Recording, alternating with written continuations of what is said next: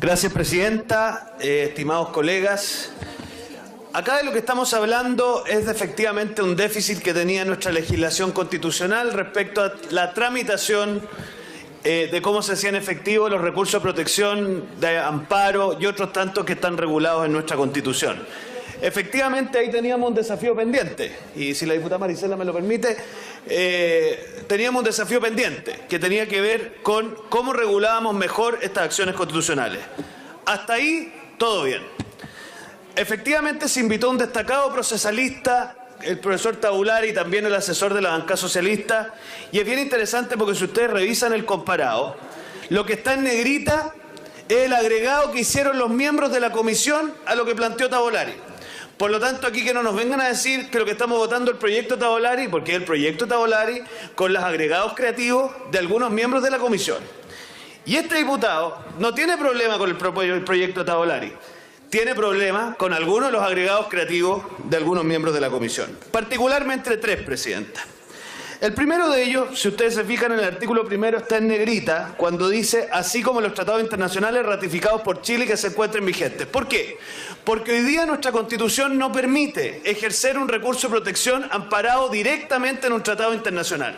Por una razón muy sencilla, porque evidentemente cada país en su Constitución va a establecer cuáles son las garantías constitucionales que dan pie a que alguien pueda eventualmente ejercer una acción constitucional. En el caso de Chile, en el artículo 20.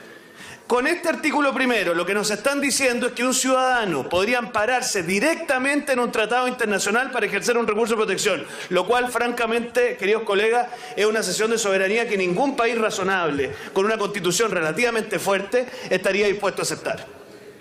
Porque aquí de lo que se trata es que este Congreso Nacional, junto con el Poder Ejecutivo, determine cuáles de aquellos artículos de los tratados internacionales tienen la fuerza suficiente para que nosotros, como órgano soberano independiente, estimemos que esté dentro de aquellas garantías que protejamos con un recurso de protección. Esa tiene que ser una decisión de este Congreso. Y no porque un tratado internacional X diga una determinada cosa, puede aparecer un ciudadano demandando por parte de una corte la interacción directa en ese derecho. Miren, esto, muchachos, si me permiten una expresión, es la tesis de un profesor que se llama Humberto Noguera Alcalá, que es la teoría del bloque constitucional de derecho, que para que sepan es minoritaria en nuestra doctrina. Y lo que buscan es que se pueda amparar directamente un derecho constitucional en tratados distintos. ¿Para qué? Para meternos de contrabando una serie de discusiones que aquí en este Congreso no hemos dado. Por ejemplo, un ciudadano podría ampararse en el protocolo facultativo CEDAW para exigir el derecho al aborto directo por la vía de un recurso de protección. Podría hacerlo. Nos van a decir que aquí estamos estirando el elástico, etcétera, etcétera, pero lo han hecho en otras partes, pues. Lo mismo pasa con la discusión de los derechos sociales. Los derechos sociales en Chile no son recurribles por la vía de un recurso de protección. ¿Qué es lo que se busca aquí? Que a través del Pacto de Derechos Sociales hagamos efectivo constitucionalmente los derechos sociales por la vía de un recurso de protección, pues. Bueno, tengamos la discusión, pero no, mire, somos giles hasta las 12 nomás, y no nos pretendan de meter de contrabando esto, digamos, por la vía del artículo primero agregado. Presidenta, el artículo 80, que agregado creativo del diputado Jackson, o sea, el diputado Boric, perdón, que a veces se me confunde.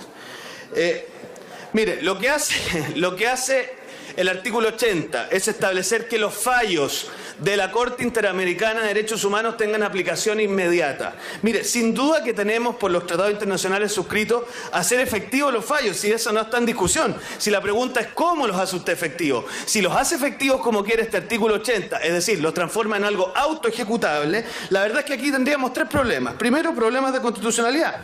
Porque cualquiera que conoce los fallos de la Corte Interamericana de Derechos Humanos sabe que contempla medidas administrativas, legislativas, judiciales y también, por supuesto, de indemnización. Y ninguna corte extranjera le puede decir a este Parlamento cómo legislar, pues. Ni mucho menos puede dejar sin efecto una sentencia, si eso sería darle una facultad jurisdiccional a un órgano extranjero, cosa que francamente no es procedente. Por lo tanto, imagino que en esto el diputado Boric tiene quizás algún desconocimiento de cómo funcionan realmente los fallos de la Corte Interamericana.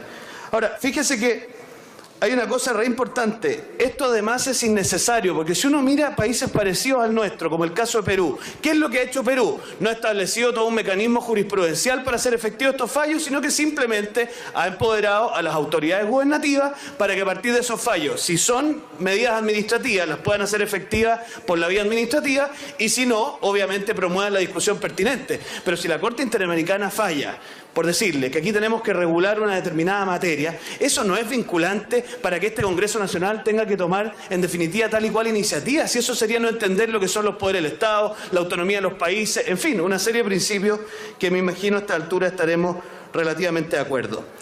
Por lo tanto, Presidenta, también yo tengo un problema particular que lo hice ver en la comisión con el artículo 27, que regula el recurso de amparo de una manera bastante novedosa, porque el recurso de amparo, para que sepamos, colegas, es el recurso que establece la ley para que usted, si es detenido, privado de libertad o limitado en sus libertades personales de manera arbitraria o irregular, pueda requerir la intervención de la justicia para haber resguardado sus derechos. Si ustedes revisan la redacción, cuando se dice que toda persona, sin distinción alguna, para obtener de la jurisdicción que se haga efectivo su derecho a la libertad personal y a la seguridad individual en sus diversas manifestaciones, la pregunta que queda es: ¿vamos a quedarnos con el habeas corpus tradicional y normal, que era un mecanismo de resguardo procesal, o hemos creado aquí un verdadero Frankenstein jurídico, donde en definitiva pareciera ser que toda vulneración a la libertad personal y a la integridad física y psíquica podría ser amparada por la vía del recurso de amparo, en cuyo caso estamos haciendo una cosa espectacular, muchachos, que va a ser estudiado en todas las universidades del mundo? Entonces, cierro, Presidenta, con lo siguiente. Yo creo que acá de buena fe se ha pretendido hacer un proyecto de ley que regule la tramitación del recurso de protección, del recurso de amparo y de otros recursos. Me parece una buena cosa y por lo tanto yo creo que eso hay que apoyarlo. Pero de ahí a nosotros pretender resolver acá el que los tratados internacionales tengan rango constitucional y que por lo tanto puedan ampararse a través de recursos de protección, el que se termine con la doctrina de que los tratados se subordinan a la Constitución, que además es lo que hacen todas las democracias constitucionales modernas, y por último, el pretender hacer autoejecutable los fallos de la Corte Interamericana de Derechos Humanos, es algo que cualquiera que crea en la Constitución, en la soberanía del Estado y en el resguardo que tiene este Congreso de discutir cuáles son las garantías que se tienen que proteger, no podemos aceptar. Por lo tanto, Presidenta, este diputado, y espero que así todos los que creen en el derecho constitucional moderno, voten en contra del artículo 1 y el artículo 80. Gracias, Presidenta. Gracias, diputado Chalper. Con esta intervención se pone término a la orden del día y al tiempo destinado a los proyectos de ley.